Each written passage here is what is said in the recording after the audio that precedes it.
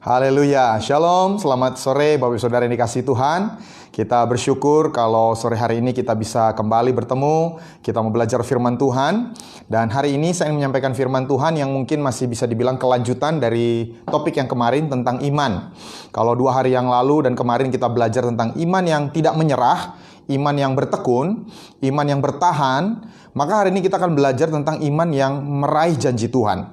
Iman yang meraih sesuatu yang besar. Iman yang bukan hanya bertahan setia, tapi iman yang mau melakukan sesuatu. Mari kita berdoa sebelumnya.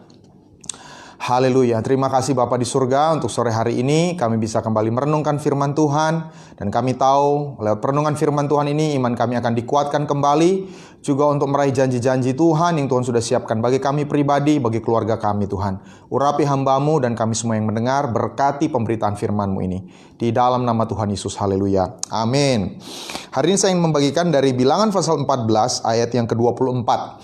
Bilangan 14 ayat 24. Tetapi hambaku Kaleb karena lain jiwa, dalam bahasa Inggris itu another spirit, jadi lain rohnya yang ada padanya, dan ia mengikut aku dengan sepenuhnya, akan kubawa masuk ke negeri yang telah dimasukinya itu, dan keturunannya akan memilikinya. Jadi kita akan belajar dari Kaleb dan Yosua yang masuk ke tanah perjanjian karena mereka memiliki another spirit, roh yang berbeda, roh yang lain. Berbeda dari apa? Kalau kita lihat dari ayat sebelumnya, ayat 22, ayat 23, ini cerita tentang 12 pengintai yang kembali membawa laporan hasil mereka mengintai tanah Kanaan. 10 pengintai itu memiliki roh yang takut, roh yang pesimis. Sehingga mereka menularkan ketakutan kepada seluruh bangsa Israel. Dan akibatnya sangat menyedihkan. Satu generasi Yosua dan Kaleb semuanya mati di padang gurun. Hanya 2 orang Yosua dan Kaleb yang berhasil meraih janji Tuhan. Kenapa mereka berhasil meraih janji Tuhan? Karena mereka memiliki another spirit, roh yang lain.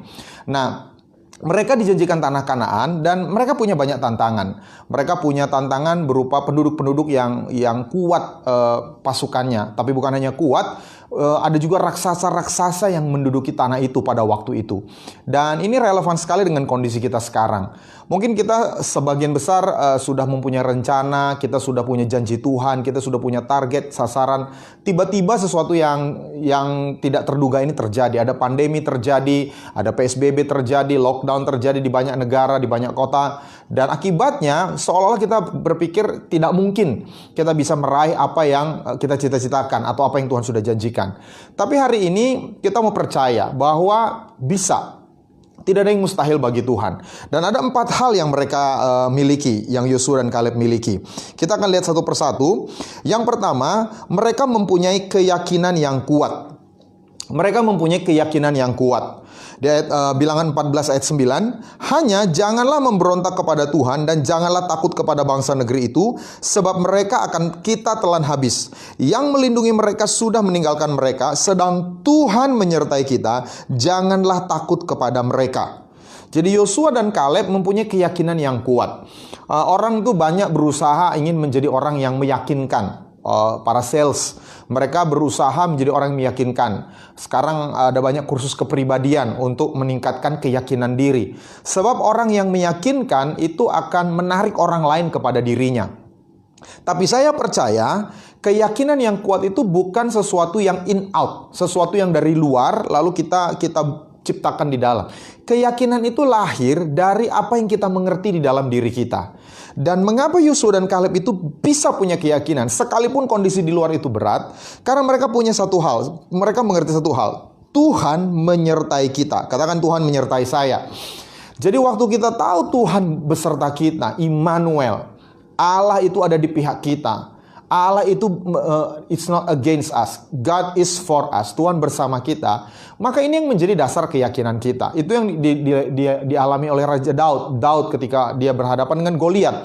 Dia tidak mengandalkan alih-alihnya. Dia tidak mengandalkan batu diumbannya. Dia tidak mengandalkan pengalamannya. Dia mengandalkan Tuhan yang pernah menolong dia. Tuhan yang akan menyelamatkan dia lagi. Jadi apa yang pertama kita perlu ubah? Kita perlu bangkitkan keyakinan kita. Bahwa Tuhan itu senantiasa beserta kita. Sesuai dengan janjinya, Tuhan sekali-kali tidak akan membiarkan kita, Tuhan sekali-kali tidak akan meninggalkan kita. Itu yang membuat kita bisa yakin. Lalu yang kedua, mereka memiliki fokus yang benar. mereka memiliki fokus yang benar. Mereka memiliki perhatian kepada hal-hal yang benar. Di ayat 46-7, bilangan 14. Tetapi Yosua bin Nun dan Kaleb bin Yefune, yang termasuk orang-orang yang telah mengintai negeri itu, mengoyakkan pakaiannya dan berkata kepada segenap umat Israel, negeri yang kami lalui untuk diintai itu adalah luar biasa baiknya. Jadi mereka melihat negeri yang sama, mereka melihat tantangan yang sama, tapi Yosua dan Kaleb memiliki fokus yang berbeda dengan 10 orang lainnya. Mereka memiliki fokus yang benar. Mereka mengarahkan pandangan mereka kepada hal-hal yang tepat. Nah, Bapak Ibu Saudara, ada satu prinsip. Hal-hal yang kita konsentrasikan, hal-hal yang kita fokuskan, hal-hal yang kita perhatikan, itu akan bertambah kuat. Sementara hal-hal yang kita abaikan, itu akan makin lemah dan lama-lama makin hilang. Contoh, kalau misalnya kita tersinggung dan kita tidak segera bereskan, kita terus ingat-ingat perkataan yang menyakitkan. Lama-lama rasa tersinggung itu menjadi rasa marah. Kok dia tega ya? Kenapa dia katakan seperti itu? Dan marah itu tidak kita bereskan, akhirnya bertumbuh menjadi sakit hati. Kalau sakit hati itu tidak kita bereskan dengan mengampuni, kita akan dendam. Suatu saat kita akan balas. Jadi awal dari tersinggung ke marah, akhirnya menjadi sakit hati, dan akhirnya dendam. Bahkan mungkin bisa membunuh, mencelakai orang tersebut. Jadi apa yang kita fokus itu akan bertambah. Sebaliknya, apa yang kita abaikan itu bisa akan menghilang. Contoh, biasanya kita memiliki kebiasaan saat teduh, membaca Alkitab, berdoa. Kita mulai abaikan. Lama-lama, karena kita mengabaikan kebiasaan pribadi, disiplin pribadi dengan Tuhan, akhirnya kita mulai kompromi dengan dosa. Dosa kecil kita mulai lakukan. Karena kita kompromi dengan dosa kecil dengan kita tidak bereskan, lama-lama kita akan kembali lagi ke hidup yang lama. Kita akan kembali ke dosa kita yang lama. Dimulai dari apa? Mengabaikan Tuhan, bersekutu dengan Tuhan. Jadi prinsip ini sangat berlaku. Apa yang kita fokus, apa yang kita konsentrasi akan bertambah besar, apa yang kita abaikan akan hilang. Perhatikan apa yang dilakukan oleh ke-10 pengintai yang pesimis, yang tidak beriman, yang takut. Apa yang mereka perhatikan itu akan makin bertambah besar. Di bilangan 13 ayat 28, mereka berkata seperti ini. Hanya bangsa yang diam di negeri itu kuat-kuat dan kota-kotanya berkubu dan sangat besar. Juga keturunan Enak telah kami lihat di sana. Keturunan Enak ini raksasa. Tapi karena mereka fokus kepada hal-hal tersebut, ayat 33, lihat apa yang terjadi. Juga kami lihat di sana orang-orang raksasa, orang Enak yang berasal dari orang-orang raksasa, dan kami lihat diri kami seperti belalang. Demikian juga mereka terhadap kami. Jadi yang pertama, kalau kita lihat di bagian yang lain, mereka melihat kotanya kuat. Tapi waktu mereka tetap fokus kepada hal negatif, mereka tambah lagi. Kotanya itu kuat, negeri itu memakan penduduknya. Jadi dari kota yang kuat, sekarang negeri yang memakan penduduk. Lalu kemudian dari keturunan Enak yang raksasa, menjadi mereka melihat kami seperti belalang. Jadi sekali lagi, kita harus perbaiki fokus kita. Memang kita tidak lari dari masalah. Kita tidak lari dari kenyataan. Kita tahu masalah itu ada. Tetapi kita jangan fokus kepada masalah kita. Mari kita fokus kepada Tuhan. Mari kita fokus kepada kebaikan yang sudah pernah kita alami. Mari kita fokus kepada hal-hal baik yang sekarang sedang kita miliki dalam hidup kita. Dan waktu kita berfokus kepada hal-hal baik tersebut, itu yang akan makin bertambah kuat dalam hidup kita. Dan itu yang membuat kita yang ketiga, berani bertindak. Yosua dan Kaleb itu berani bertindak. Dan bukan hanya berani bertindak, mereka bertindak berani. Jadi untuk meraih janji Tuhan, perlu ada tindakan berani. Katakan tindakan yang berani. Bilangan 14 ayat 9. Hanya janganlah memberontak kepada Tuhan dan janganlah takut kepada bangsa itu, sebab mereka akan kita telan habis. Yang melindungi mereka sudah meninggalkan mereka, sedang Tuhan menyertai kita. Janganlah takut kepada mereka. Nah, kenapa Yosua bisa sangat yakin? Yosua tidak ragu-ragu, Yosua tidak khawatir, karena mereka berserah kepada Tuhan. Mereka beristirahat. Di dalam Alkitab itu pakai istilah they have rest. Mereka beristirahat di dalam Tuhan. Kalau saya bersandar ke dinding ini, saya beristirahat, saya mengandalkan dinding ini untuk menopang tubuh saya. Saya nggak perlu keluarkan energi untuk terlalu besar berdiri. Saya bisa bersandar kepada dinding ini. Dan di Ibrani 4 ayat yang ketiga, Tuhan suka dengan sikap kita berserah kepada Tuhan. Sebab kita yang beriman akan masuk ke tempat perhentian Jadi orang yang beriman itu akan masuk ke tempat perhentian, atau dalam bahasa Inggrisnya itu resting place, tempat beristirahat. Seperti yang ia katakan, sehingga aku bersumpah dalam murkaku, mereka tak akan masuk ke tempat perhentianku, sekalipun pekerjaannya sudah selesai sejak dunia dijadikan. Jadi orang yang beriman itu yang akan bisa mengalami beristirahat, tenang di dalam Tuhan. Kenapa mereka tenang? Karena mereka percaya Tuhan yang akan mengerjakan semuanya. Tuhan yang akan menolong mereka, Tuhan yang akan membela mereka. Dan istilah tempat perhentian tempat beristirahat ini diambil dari masa penciptaan. Waktu Tuhan sudah menciptakan alam semesta ini 6 hari, hari ke-7 dia beristirahat. Dia percaya, Tuhan tahu bahwa segala sesuatu yang dijadikan itu sungguh amat baik. Dan Tuhan mau kita tiru teladannya. Kita masuk ke dalam tempat peristirahatannya dan percaya bahwa yang Tuhan kerjakan itu pasti sungguh amat baik. Jadi yang ketiga, orang yang beriman itu mereka bertindak berani. Kenapa? Karena mereka mengandalkan Tuhan. Mereka beristirahat di dalam Tuhan. Mereka tenang di dalam Tuhan. Lalu yang keempat, yang terakhir, ini penting. Orang yang beriman itu mengucapkan iman mereka. Orang yang beriman itu mengucapkan iman mereka. Bilangan 13 ayat 20. Kemudian Kaleb menenteramkan hati bangsa itu di hadapan Musa, katanya, "Tidak, kita akan maju dan menduduki negeri itu, sebab kita pasti mengalahkannya." Kita pasti mengalahkannya. Apa yang mereka imani dalam hati mereka, mereka perkatakan, kita pasti akan mengalahkannya. Nah, ibu saudara, ada satu kesamaan antara Tuhan dan manusia yang diciptakan, yaitu kemampuan berkata-kata. Tidak ada spesies lain di alam semesta ini yang bisa berkata-kata. Dan perkataan itu punya kuasa. Tuhan menciptakan alam semesta ini dengan perkataannya, dengan firman-Nya. Jadilah terang, maka terang itu jadi. Jadilah benda-benda penerang di angkasa, jadi. Bertumbuhlah tanaman-tanaman, tanaman bertumbuh. Dan prinsip yang sama juga Tuhan mau kita lakukan. Kalau kita mau lihat terjadi sesuatu, kita mau lihat perubahan terjadi, kita harus mulai memperkatakannya. Dan ada kuasa dalam perkataan kita. Kenapa? Karena perkataan itu lahir dari iman. Jadi ini bukan hanya sekedar mantra, ini bukan sekedar positif confession, bukan. Ini satu iman yang kita ucapkan. Waktu kita terima dari Tuhan, kita imani, kita perkatakan, maka keadaan akan berubah. Itu yang Tuhan Yesus ajarkan di Markus 11 ayat 23 sampai 24. Aku berkata kepadamu, sesungguhnya barang siapa berkata kepada gunung ini. Jadi kita tidak memohon, oh gunung tolong dong beranjak. Tidak. Berkata kepada gunung ini, beranjaklah dan tercampaklah ke dalam laut, asal tidak bimbang hatinya, tetapi percaya. Jadi ada iman dulu, bahwa apa yang dikatakannya itu akan terjadi, maka hal itu akan terjadi baginya. Ayat 24, karena itu aku berkata kepadamu, apa saja yang kamu minta dan doakan. Ini perkataan lagi. Percayalah bahwa kamu telah menerimanya, maka hal itu akan diberikan kepadamu.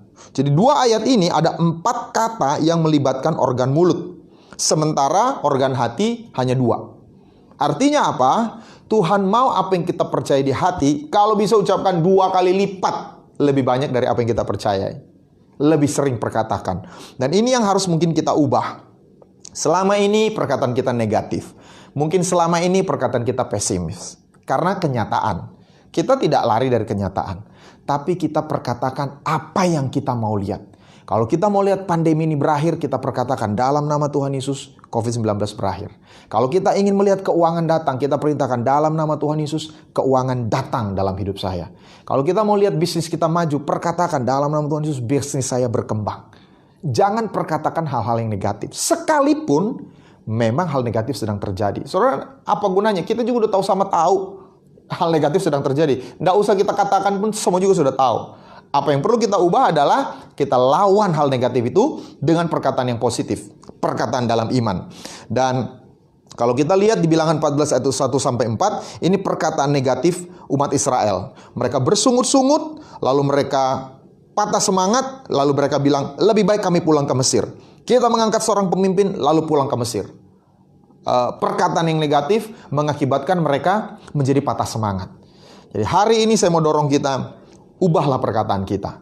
Ucapkan apa yang kita imani. Kita baca firman Tuhan, kita percayai firman Tuhan untuk kita mulai perkatakan. Dan 4 hal ini akan menunjukkan iman kita. Yang pertama, orang yang beriman itu punya keyakinan. Keyakinan dari mana? Keyakinan dari firman. Bahwa Immanuel, Tuhan itu beserta kita. Tuhan tidak akan meninggalkan kita. Itu sebabnya kita dapat dengan yakin berkata. Lalu yang kedua, kita harus punya fokus yang benar. Jangan berfokus kepada hal-hal yang buruk, hal-hal yang negatif. Fokuslah kepada hal-hal baik yang sedang terjadi, kepada kebaikan Tuhan yang pernah kita alami, kepada pribadi Tuhan yang baik. Maka itu akan makin bertambah kuat. Lalu yang ketiga, bertindaklah dengan berani. Kenapa kita bertindak dengan berani? Karena kita punya sandaran yang teguh. Karena Tuhan itu membuat kita tenang, beristirahat. Kita tidak khawatir. Lalu yang keempat, ubah perkataan kita yang negatif menjadi perkataan yang berani mengucapkan iman. Apa yang kita imani, mulai perkatakan. Amin. Dan saya berdoa bahwa apa yang pernah Tuhan janjikan, apa yang pernah kita rindukan, itu terlaksana. Tuhan itu tidak tergantung kepada kondisi. Tuhan itu maha kuasa. Kita manusia yang seringkali berubah karena kondisi. Tuhan itu tidak berubah dulu sekarang selamanya. Dan hari ini kita perlu memandang Tuhan lewat mata iman kita.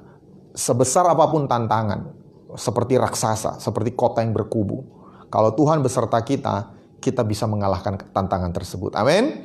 Mari kita berdoa. Saya mau berdoa untuk Bapak Ibu Saudara yang sedang menyaksikan, baik live streaming maupun rekamannya. Kalau ada di antara kita yang saat ini sudah pesimis, sudah merasa mau menyerah untuk tetap berharap, sudah sulit untuk percaya bahwa janji Tuhan, bahwa kerinduan kita itu bisa digenapi. Mari kita datang kepada Tuhan. Mari mulai ubah fokus kita. Tuhan pasti pernah menolong kita di waktu-waktu yang lalu. Dan Tuhan sanggup untuk menolong kita lagi. Mari perhatikan hal-hal tersebut. Jangan perhatikan hal-hal negatif, hal-hal yang kurang yang terjadi saat ini.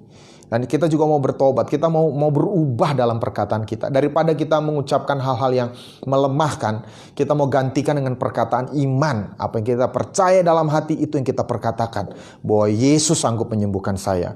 Bahwa Tuhan Yesus sanggup melimpahkan apa yang saya butuhkan, Tuhan Yesus akan cukupkan. Bahwa terlebih besar roh yang ada di dalam saya daripada roh yang ada di dunia ini. Ucapkan firman. Maka firman itu akan mengubahkan situasi kita. Bapa di sorga, hamba mau berdoa untuk setiap Bapak Ibu Saudara yang saat ini membutuhkan pertolongan dari Tuhan. Biar sore hari ini Tuhan, kami melihat kuasa Tuhan bekerja. Sama seperti Tuhan sanggup membawa Yosua dan Kaleb menggenapi janji Tuhan, meraih janji Tuhan. Tuhan sanggup menolong kami untuk sampai kepada janji-janji Tuhan. Kami terus memberkati Tuhan semua Bapak Ibu Saudara yang sudah setia menyaksikan tayangan ini Tuhan. Biar hidup mereka terus ada dalam perlindungan Tuhan. Dalam masa-masa ini mereka tidak perlu khawatir. Mereka bisa beristirahat dengan tenang, beristirahat di dalam iman. Karena Tuhan yang menjadi sandaran kami. Terima kasih Bapa di sorga. Dan kami terus bawa Tuhan keadaan bangsa kami, bahkan bangsa-bangsa di dunia ini ke dalam tangan Tuhan. Kami percaya Tuhan akan mereka-rekakan ini menjadi kebaikan. Kami percaya Tuhan akan memberikan hikmat kepada semua pemimpin negara untuk mengambil keputusan sebaik mungkin. Sehingga kami bisa melewati krisis ini dengan baik Tuhan. Kami juga berkati semua tenaga medis, para dokter, para perawat, para petugas laboratorium, para petugas administrasi di rumah sakit. Kami berkati mereka Tuhan. Mereka yang sudah berjerih lelah Tuhan untuk merawat para pasien. Tuhan yang menyertai mereka dan keluarga mereka. Berkati juga aparat keamanan TNI dan Polri Tuhan diberikan hikmat untuk bisa menjaga ketertiban, menegakkan hukum di negara kami di masa-masa sukar ini. Terima kasih Bapa di sorga. Kami puji Engkau, kami muliakan Engkau di dalam nama Tuhan Yesus. Haleluya. Amin. Puji Tuhan. Terima kasih sudah menyaksikan tayangan sore hari ini. Sekali lagi, kalau Bapak Saudara diberkati, bisa like, bisa share, dan juga nanti waktu kami upload di YouTube, bisa subscribe kepada channel YouTube-nya, sehingga firman Tuhan ini bisa tersebar kepada lebih banyak orang lagi. Terima kasih, Tuhan Yesus berkati. Shalom.